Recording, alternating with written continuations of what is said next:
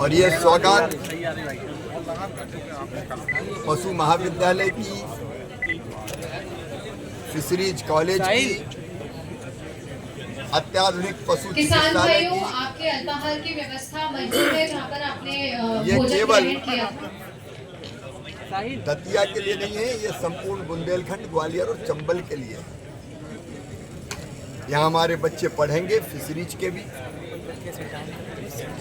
और veterinary college भी होगा। मतलब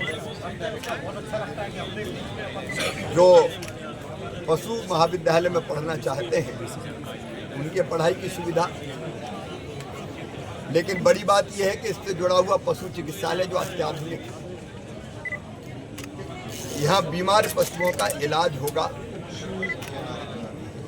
उसके लिए यहाँ ओपीडी, डॉक्टर, दवाई, जांच है सब प्रकार की। और कोशिश ये होगी कि एक बार बड़ा संकट किसान का रहता है कि गाय, भैंस, बकरी, पशु कोई बीमार हो जाए तो फिर कई बार ठीक इलाज के कारण बच नहीं पाते, बड़ा नुकसान हो जाता है, पशु की भी जान जाती है। वो यहाँ ठीक होंगे। और हमारी कोशिश है, जो संकल्प किसान की आय बढ़ाने का, वो आय केवल खेती अकेले से नहीं बढ़ेगी। खेती के साथ पशुपालन, मछली पालन, मधुमक्खी पालन, कृषि वानिकी, अलग अलग और कई काम शुरू करने पड़ेंगे। उसमें ये जो हमारा परिसर है, कॉलेज बहुत महत्वपूर्ण भूमिका का निर्वाह करेंगे। और हमारी कोशिश होगी कि बुंदेलखंड की तस्वीर इसके माध्यम से हम बदलें। अभी तो इसके उद्घाटन का छोटा कार्यक्रम हुआ है, लेकिन बरसात के बाद विचार विमर्श करके एक बड़ा कार्यक्रम यहाँ होगा, जिसमें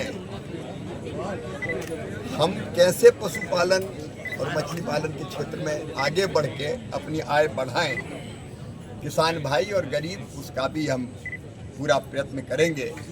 और जनता को समर्पित करते हुए मैं प्रसन्न हूँ। जलवायु परिवर्तन के खतरों से निपटने के लिए आज ग्वालियर में भी एक कॉन्फ्रेंस हुई है, विशेषकर गेहूं और जौ के क्षेत्र में।